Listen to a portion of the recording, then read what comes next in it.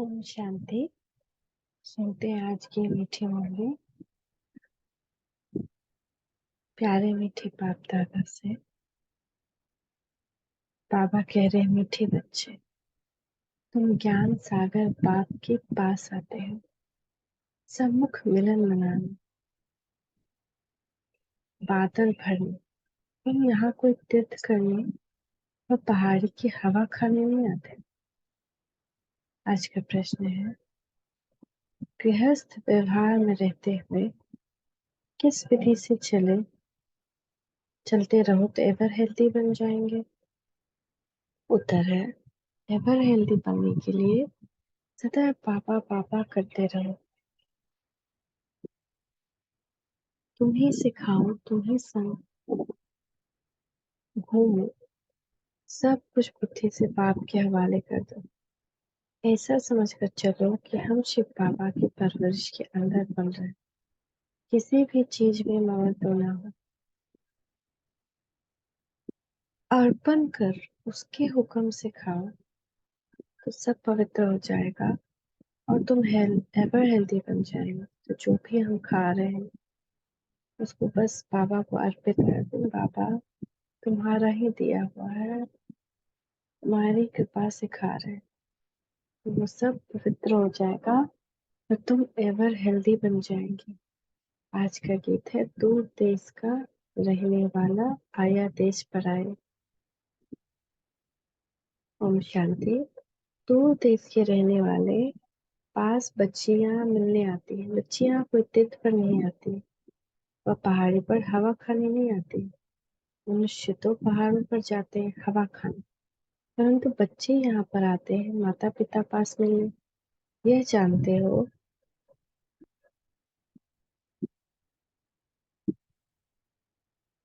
माता पिता पराये दूर देश का रहने वाले क्यों आते हैं? स्वर्ग रचने। उनसे मिलने के लिए बच्चे भिन्न भिन्न गांव से, दूर देश से आते हैं। विलायत से भी आएंगे, इसलिए वो चीज देखने लिए नहीं। आत्माएं अथवा जीव आत्माएं आती हैं अपने माता पिता से मिलने। माता पिता भी है दूर देश का रहने वाला। अब तुम किसके आगे बैठे हो? माता पिता के सामने बैठे, जिससे स्वर्ग के सुख मिलने हैं, परंतु उनकी मत पर चलने से। इसीलिए श्रीमत का इतना गायन। भगवान वाच श्रीमत गाय हुई है। ब्रह्मा विष्णु शंकर की श्रीमत का गायन नहीं। सबसे श्रेष्ठ माता पिता है जिसका गायन करते हैं। इस सृष्टि के रचयिता माता पिता का आह्वान करते हैं कि इस छीछी पतित दुनिया में आओ, हमको पावन बनाओ। अब वह पराये देश में आया है, तुम भी पराये देश में बैठे हो। यह रावण का देश है। यह अकासुर बकासुर पूतनाए सुपनखाएं हिरण्यकश्यप आदि सब मनुष्य सृष्टि के मनुष्यों पर नाम है। असुरों का दूसरा रूप नहीं, न देवताओं का दूसरा रूप है, न चार भुजाएं है, सब मनुष्य ही।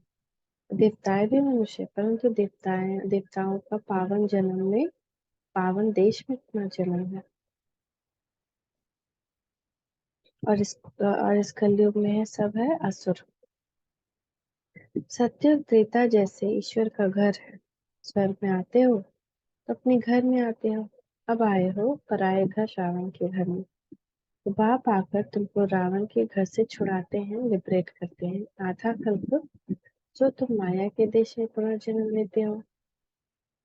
सत्युग त्रेता में तो राम राज्य अर्थात ईश्वर का राज्य है, क्योंकि ईश्वर ने स्थापन किया है।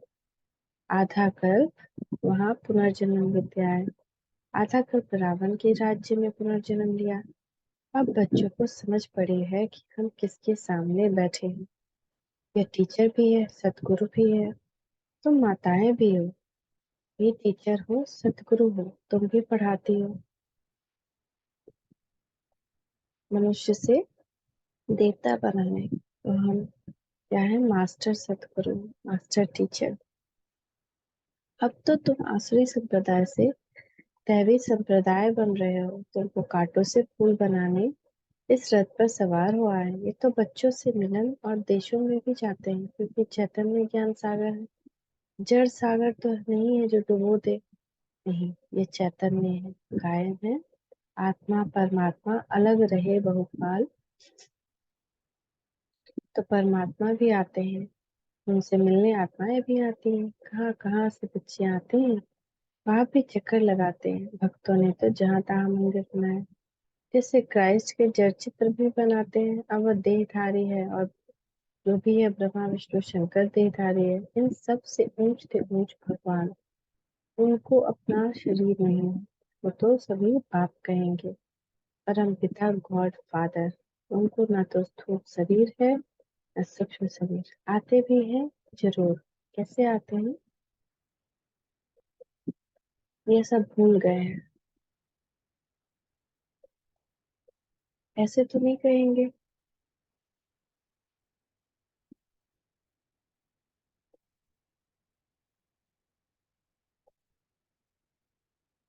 श्री कृष्ण पतित पावन है, न श्री कृष्ण के शरीर में आकर पावन बनाते हैं। तो श्री कृष्ण भगवान हुआ चुनाव हो गया। श्री कृष्ण के मुख द्वारा क्या रचे, क्या देवताएं नहीं। पहले तो ब्राह्मण चाहिए, उसके लिए ब्रह्मा चाहिए, नहीं तो ब्रह्मा का ऑक्यूपेशन कहाँ। श्री कृष्ण का नाम लगाने से ब्रह्मा की बायोग्राफी गुम हो जाती है। श्री कृष्ण द्वारा सतयुग स्थापन किया तो ब्रह्मा का ऑक्यूपेशन ही गुम कर दिया। क्योंकि ब्रह्मा नहीं आए, ब्राह्मण नहीं बने, तो देवता फिर कैसे बनेंगे। पहले ब्राह्मण बनते फिर देवता। तो श्री कृष्ण बोलने से ये ब्रह्मा लुप्त हो गए। तो परंतु तुम बच्चे जानते हो, जो यहाँ आते हो, बाकी तो नहीं जानते हो। समझेंगे कि यह भी एक सत्संग है जहाँ गीता सुनाते हैं, परंतु यहाँ कौन सुनाते हैं ये तुम बच्चे जानते हो। ज्ञान का सागर मोस्ट बिलवेड माता पिता सुनाते हैं। कितना मीठा, कितना प्यारा शिव भोला भगवान, वो सुनाता है। तुम कोई मनुष्य का मीठा कह नहीं सकते, क्योंकि सभी कड़वे विकारी हैं। तो इतने कड़वे हो गए हैं ना, कुछ ना कुछ कड़वा बोल ही देते हैं। इतने कड़वे को बाप आकर मीठा बना रहे। मीठा बाप आया, बाप उनको पावन बना रहे हैं। तो ऊंचते ऊंच है भगवान। उसके बाद जो भी मनुष्य होकर गए हैं, अभी वह सब पतित है।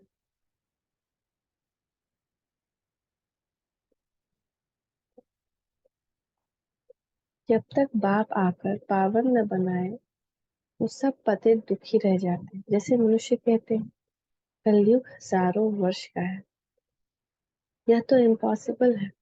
कलयुग हजारों वर्ष का होगा, लाखों वर्ष का होगा, तो और कितना दुख होगा। महाभारत लड़ाई सामने खड़ी है, जिसमें मुक्ति जीवन मुक्ति के गेट्स खोलते हैं। तब तक कोई मुक्ति जीवन मुक्ति में जा नहीं सकते। सभी यहाँ भटकते रहते हैं, जैसे भूल भुलैया। अगर किसी का पाप बहुत ज्यादा है, शरीर भी नहीं मिलता, तो भूत बनकर भटकते रहे। बहुत आत्माएं हो गई, 3 लाख 4 लाख से भी, 5 लाख से भी ज्यादा आत्माएं भटक रही। सभी ठोकर खाते हैं, दरवाजा मिलता नहीं। निकलना चाहते हैं यहाँ से, लेकिन कोई दरवाजा नहीं मिलता कि कैसे जाए मुक्ति धाम।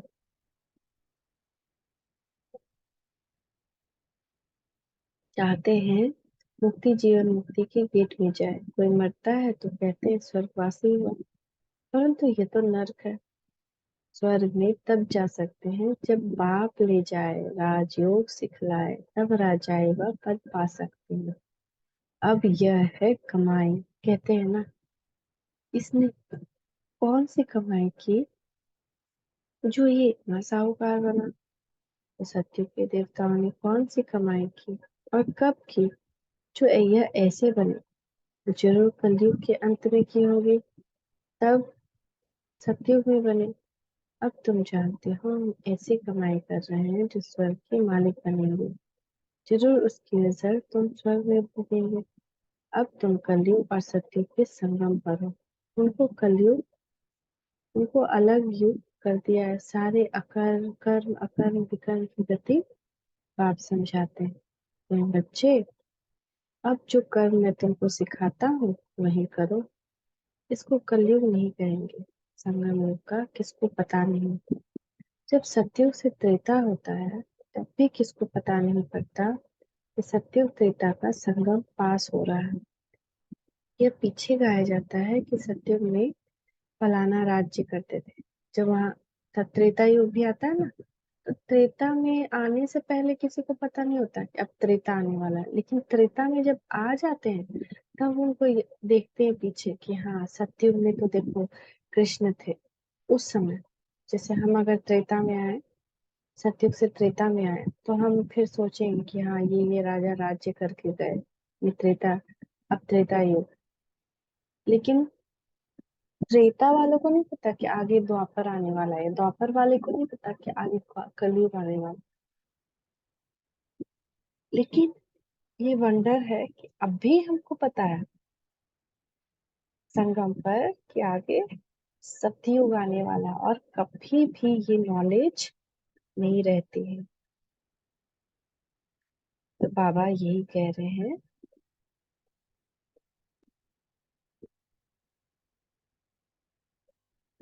कि द्वापर हुआ तो देवी देवता वाम मार्ग में चले गए। अब सब, यह सब अब तुमको पता पड़ता है, तो हमको अभी ही पूरे चक्र का ज्ञान है। यह ज्ञान और कोई नहीं है। तुम ही वर्ल्ड की हिस्ट्री ज्योग्राफी पढ़ते हो, तुम्हारे पास एम ऑब्जेक्ट है। जो दुनिया में गीता पाठशालाएं हैं वहाँ वेद शास्त्र सुनाते हैं। एम ऑब्जेक्ट कोई नहीं। स्कूल कॉलेज को पाठशाला कहते हैं। वह पढ़ाई भी सोर्स ऑफ इनकम है। तो तुम्हारे पास एम ऑब्जेक्ट है कि इस पढ़ाई से पावन बन मुक्ति धाम में जाएंगे, फिर वहां से पाठ बजाने सतयुग में आएंगे। तुमको सतयुग से कलयुग तक कौन सा पाठ बजाना है वह सारा पता है। तुम बादल यहाँ आए हो भरने के लिए, 21 जन्म के लिए सोर्स ऑफ इनकम बनाने। कितनी उच्च पढ़ाई है तो पढ़ाने वाला भी ऊंच नीच भगवान एक है, बाकी सब है भाई बहन भाई। ब्रह्मा सरस्वती शंकर पार्वती विष्णु सब इनके बच्चे हैं। बच्चों को बच्चों से वर्षा नहीं मिलता, वर्षा बाप से मिलता है। जो जैसा पुरुषार्थ करेंगे वैसा वर्षा मिलेगा, और पुरुषार्थ कितना सहज है। अच्छा, इतना ज्ञान नहीं सुना सकते तो 3 पैर पृथ्वी का लेकर छोटे से कमरे में गीता पाठशाला खोल दो। बोर्ड में लिख दो, आकर बाप से 21 जन्म के लिए वर्षा ले लो। छोटा बोर्ड ही लगाओ, उसमें लिखो 21 जन्मों के लिए स्वर्ग की बादशाही तुम्हारा ईश्वरीय जन्म से अधिकार है। भल आकर पूछो, तुम जिसको माता पिता कहते हो जरूर स्वर्ग का रचता है, तो तुमको जरूर स्वर्ग का वर्षा मिलना चाहिए। वह कहते हैं निरंतर मुझे याद करो और सबको बोलो। उनके साथ रहते हुए भी सामने देखते हुए बुद्धि वहां लगानी है, कहाँ परम धाम में। किसको भी देखते हुए भी, करते हुए भी कुछ भी, बुद्धि बाबा में हो। हथ काटे दिल यार्डे। बाबा का फरमान मिलता है तो सिर पर रखना चाहिए ना। बाबा ऑर्डिनेंस निकालते हैं, बच्चे अब विष का धंधा बंद करो। विष का धंधा मतलब शादी करना कराना। अब विष का धंधा बंद करो, और कोई से बात नहीं करते, बच्चों को ही समझाते हैं। बाहर वाला तो यहाँ सभा में बैठ नहीं सकता। अब किसको समझा रहे, पूरी दुनिया को नहीं समझा रहे। जो उनके बच्चे बने हैं, माँ तेले बच्चे, उनको समझा रहे हैं, सबको नहीं समझा सकते। जैसे अपने परिवार में भी, लौकिक में भी किसी का 2 बच्चा रहता है, तो एक थोड़ा अच्छा होता है, एक थोड़ा अनकहल होता है, तो माँ बाप अनकहल को नहीं समझाने जाता है। माँ बाप उसको समझाता है जिससे बाप को उम्मीद है कि मेरा बच्चा है, ये सुनेगा मेरा बात, ये सुनेगा, ये अच्छा करेगा, तो इसको देख करके अनकहल भी शायद सही हो जाए। ऐसा सोचता है ना माँ बाप। ऐसे ही भगवान हम बच्चों को कहते हैं जो उनके बने हैं, जो उनके आज्ञाकारी सपूत बच्चे हैं, वही सुन रहे हैं और उन्हीं को कहते हैं कि बच्चे अब ये विष का धंधा बंद करो। जब तक 7 रोज आकर न समझे। कहानी है ना, इंद्रप्रस्थ में पुखराज परी एक पतित मनुष्य को ले आई तो उनको सजा मिल गई। ये कायदा नहीं, जब तक 7 रोज भट्टी में नहीं डाला है, भट्टी में स्वच्छ होने बगैर बैठ नहीं सकते। बिना 7 डेज कोर्स किए कोई इस मुरली में बैठ नहीं सकता कि मुरली बैठे और सुने। हाँ, कोई बड़े मनुष्य मिलने को आते हैं, सुनते हैं, है ना, तो सुबह का क्लास देखे तो ऊपर से पूछकर श्रीमत से बताते हैं। देखते हैं अच्छा है, उल्टा नहीं उठाएगा तो उसको थोड़ा पहले समझाया जाता है, फिर आने की छुट्टी देनी पड़ती है। कुछ कुछ लोग अच्छे होते हैं बच्चे, जो झट से जिनको तीर लग सकता है, जो मुरली से ही किसी किसी बच्चों का जन्म हुआ तो उनको फिर ऊपर सीनियर से पूछ करके अलाउ किया जाता है कि ठीक है आओ बैठो। लेकिन सबको अलाउड नहीं है। जब तक 7 डेज कोर्स करके पवित्र ना बने तब तक आपको नहीं है। तुम सबको समझाओ कि ये हमारे माता पिता हैं जिससे स्वर्ग के सुख मिलते हैं। ये बाप टीचर सदगुरु तीनों है। तुमको जैसे 3 इंजन मिले हैं, इसी समय तीनों इकट्ठे मिलते हैं, वहां तो अलग अलग मिलते हैं। पहले बाप, फिर टीचर और फिर वृद्ध अवस्था में गुरु करते हैं। अब तुम किसकी परवरिश के नीचे हो? शिव बाबा की, क्योंकि तुम्हारे पास जो कुछ भी है वो शिव बाबा को अर्पण किया है। तुम्हारी परवरिश जैसे कि शिव भंडारे से होती है। तुमने अपना सब कुछ शिव बाबा को दान किया है। अब तुम उनसे ही पलते हो, मन से सब कुछ दान कर दिया। बाबा जो भी खा रहे हैं अन्न का एक एक दाना तुम खिला रहे हो, तुम्हारे भंडारे से खा रहे हो। ऐसा मन का संकल्प और भावना होनी चाहिए। कितना पवित्र अन्न मिलता है तो सब कुछ पवित्र हो जाए ना, जब उसको समर्पित कर दिया तो उससे हेल्थ कितना अच्छा हो जाए। ऐसे कभी होता नहीं जो कोई धर्म दान करे उससे ही उनकी परवरिश हो। वह तो जिसको दान करते हैं वह खा जाता है। यहाँ तो जैसे हम मंदिर में दान किए तो वहां के लोग खाएंगे, हमको तो नहीं खिलाएंगे वो। यहाँ तो शिव बाबा को देते हो तो कितना पवित्र बन जाता है। इसी से तुम्हारी परवरिश होती है। बाप कहते हैं घर में रहकर ऐसा समझो सब बाबा का है। ऐसा समझ खाते हो तो हूबहू तुम शिव के भंडारे से खाते हो। हमेशा खाना बनाते वक्त जो इस भोजन को खाए उसके सभी काल कंटक दूर हो जाए, ऐसा संकल्प करना चाहिए। सभी यहाँ पवित्र आत्मा जो खाए सबके दुख दूर हो जाए, सब निरोगी हो जाए। इसमें कोई ममत्व नहीं है। बाप का समझाते, बाप का समझते हो, बाप का दिया हुआ है तो सब कुछ भगवान का ही दिया हुआ ना। लेकिन मन से संकल्प भी करना है, दिल से अर्पित भी करना है। बाप को अर्पण किया हुआ है, उनके हुक्म से खा रहे हैं। जैसे कि घर में बड़े लोग हैं, ठीक है, और हम कहे कि सब कुछ तो उन्हीं का है, ये सारी संपत्ति है ना, लेकिन हम मन से क्या कर रहे हैं, अपनी अपना ऑर्डर चला रहे हैं। तो ऐसे नहीं। जब हम सच में बड़े को, किसी घर के बड़े को रिस्पेक्ट देना चाहते हैं तो उनसे पूछते हैं कि पापा देखिए ये करना है, ये करें। भले हम कर रहे हैं, भले ही सारा कुछ लास्ट में हम ही करें, लेकिन बड़ों को रिस्पेक्ट देने से फिर ये सिद्ध होता है कि हाँ वही बड़े हैं, उनकी आशीर्वाद सब कुछ मिलती है। ऐसे ही शिव भगवान दुनिया का सबसे बड़ा है।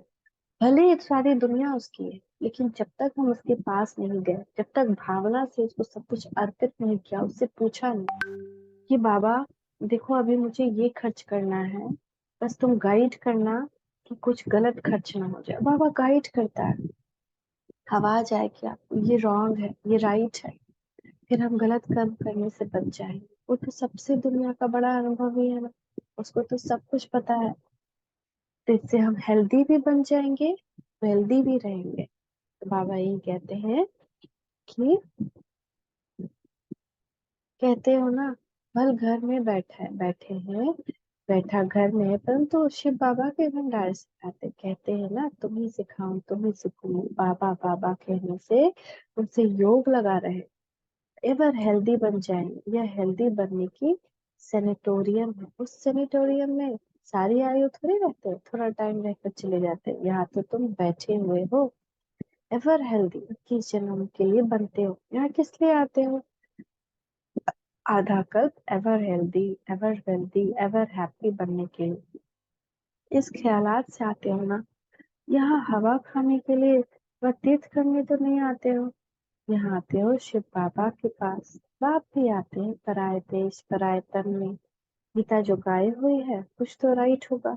आह्वान करते हैं बाप के आने लिए, तो जरूर उनको पतित से पावन बनाने के लिए आना पड़े। पतित तो नहीं, परम धाम में उनके पास जाएंगे पावन होने के लिए, जा नहीं सकते। परम धाम में हम इस देह को छोड़कर जा ही नहीं सकते जब तक हम पवित्र न हो। हर एक भक्त की आत्मा पुकारती है, बाबा आओ। बाबा कहते हैं, मैं आता हूँ सबकी सदगति गति सदगति कर, सबके ऊपर दया करने वाला। सर्वोदया तो एक बाप है। दुनिया में सर्वोदया लीडर बना दिए दयाहंस सरस्वती द्वारा स्थापित, पर वो सब पे दया कर नहीं सकते। सर्वोदया तो सिर्फ एक बाप। कौन सी दया करते हैं? श्रीमत देते हैं। श्रीमत तो मशहूर है, जिस पर चलने से श्रेष्ठ अर्थात स्वर्ग के मालिक बनेंगे। फिर जो इतना डायरेक्शन पर चले, कोई तकलीफ तो नहीं देते। हठ योग करने अथवा तीर्थों पर धक्का खाने की। अमेरिका हो, फिलिपाइन हो, कहाँ भी हो, गृहस्थ व्यवहार में तो रहना चाहिए, परंतु रहते हुए कमल पुष्प समान रहना है। कहीं पे भी कुछ भी मेरे ऊपर मलिनता ना आए। जनक का मिसाल है, तुम्हारा है राजयोग, वह तो कहेंगे स्वर्ग का सुख तो काग विष्ठा के समान है। परंतु भारत का राजयोग तो मशहूर है, इसको कोई जानते नहीं। प्राचीन योग तो प्राचीन बाप ही सिखाएंगे। गीता वेद शास्त्र आदि सब भक्ति मार्ग की सामग्री। झाड़ को पूरा होना ही है। फिर इस झाड़ को सब जो होना है, तो तुम आए हो माता पिता पास रिफ्रेश होने, और घड़ी घड़ी आएंगे क्योंकि सम्मुख मजा आता है। यहाँ सदा के लिए तो बैठ नहीं सकते, लॉ नहीं है। अपना गृहस्थ व्यवहार भी संभालना है जरूर। तो कभी भी हम मधुबन जाए तो हमेशा के लिए वहां नहीं बैठ सकते। 10 दिन 20 दिन 30 दिन 1 महीना भी रह लिए, पर हमेशा के लिए अपना गृहस्थ व्यवहार भी संभालना है। बाकी ये पाठशाला अजून बहुत वृद्धि को पाएगी। ये विघ्न आदि ना पड़े तो ये बहुत बढ़ जाए, इसीलिए विघ्न पड़ते हैं। 5,000 इकट्ठे बैठ कैसे पढ़ेंगे? इसमें लिमिटेड है। टेस्ट होता है किसके अंदर संपूर्ण निश्चय है कि भगवान पढ़ा रहा है, फिर वो बैठेंगे, बाकी फिर सब माया में उलझ जाएंगे। इसीलिए सब पूरी दुनिया नहीं आ सकती ना, सब देवी देवता नहीं थे। इसीलिए विघ्न पड़ते हैं, परीक्षाएं होती हैं, कठिनाइयां आती हैं। वो टेस्ट लेने के लिए आते हैं कि कौन है जिसको निश्चय है कि भगवान पढ़ाता है, वही यहाँ टिकेगा। बाकी सब वापस चले जाए। जिनको बाप सम्मुख देख भी सके, बाप देखते तो आत्माओं को है ना, शरीर को नहीं देखते। जोर से देखेंगे तो उनके शरीर ही भूल जाएगा। चुंबक है ना, अगर बाबा एक बार किसी को दृष्टि दे दे तो अशरीरी हो जाए। इसीलिए साक्षात में जब ब्रह्मा बाबा के तन में शिव बाबा आते थे, दृष्टि देते थे तो स्वतः ही सब अशरीरी हो जाता था। चुंबक है ना, खींच लेता है सूर्य को अपने पास। तो जैसे अनकॉन्शियस होता जाएगा, कुछ पता ही नहीं चलेगा। जैसे पहली बार शिव बाबा जब आए तो ब्रह्मा बाबा की जो डॉटर इन लॉ थी, वो दरवाजा पर खड़े थे, तो एकदम अशरीरी हो गए। उनको कुछ पता नहीं, किस दुनिया में सुख की अनुभूति में खो गए एकदम। तो ऐसे होता है, मीठे मीठे सिकिलते बच्चों प्रति माता पिता बाप दादा का याद प्यार और गुड मॉर्निंग। रूहानी बाप की रूहानी बच्चों को नमस्ते। रूहानी बच्चों की रूहानी माता पिता बाप दादा को याद प्यार गुड मॉर्निंग। नमस्ते बाबा, नमस्ते, शुक्रिया बाबा, शुक्रिया। धारणा के लेने के साथ ऊंची मंजिल पर जाने के लिए बाप टीचर गुरु के रूप में हमें तीनों इज्जत मिले हैं। सदा इसी स्मृति में आगे रहना चाहिए।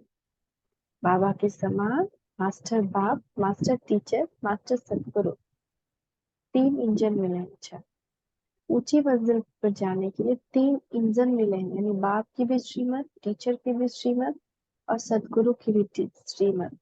तो सदा इस स्मृति में आगे बढ़ना, बुद्धि से सब कुछ बाप हवाले कर उनकी परवरिश के नीचे पलना है।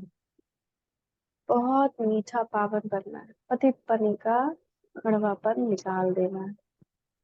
वरदान है अनुभवों की संपन्नता द्वारा सदा उमंग उल्लास में रहने वाले मास्टर ऑल माइटी ऑथोरिटी पर।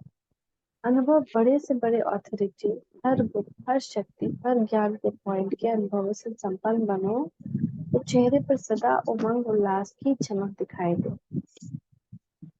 अब सुनने सुनाने के साथ साथ अनुभवी मुक्त बनने का विशेष पाठ बजाओ। अनुभव के ऑथोरिटी वाले स्वयं को सदा भरपूर आत्मानुभव करें। जैसे बीज भरपूर होता है, एक बीज कितना भरपूर होता है, उससे एक पौधा निकल जाता है। ऐसे ही ज्ञान गुण शक्तियां सब में भरपूर होने के कारण मास्टर ऑल माइटी ऑथोरिटी बन जाते हैं। आज का स्लोगन है अमृत वेला विशेष प्रभु पालना की वेला है, इसका महत्व जान पूरा लाभ लो। अमृत वेला, ऐसी अमृत वेला पूरे 5,000 साल वर्ष में नहीं आएगी। ये मिस करना यानी अपना भाग्य ही मिस कर देना, कभी भी मिस नहीं करना। चाहे कितनी भी परीक्षा है, कठिनाई है तो आती है कि देखिए इस बच्चे में कितना निश्चय है कि बाप के साथ बैठेगा अमृत वेला। वो परेशानी आएगी पर हमको दृढ़ता के साथ आना, नहीं मैं बैठूंगी, मैं उठूंगी, अमृत वेला मिस नहीं करूंगी। ये सबसे इम्पोर्टेंट योगी जीवन का टाइम है, अमृत वेला 2 to 4:45। वो मिस करते हैं तो जैसे कि पूरे दिन अगर एक एक आना मिलता है, 1 रुपया मिलता है 1 सेकंड का, तो उस समय 1 करोड़ मिलता है 1 सेकंड का। ऐसा सुंदर और शक्तिशाली टाइम है अमृत वेला। ओम शांति, ओम शांति, ओम शांति।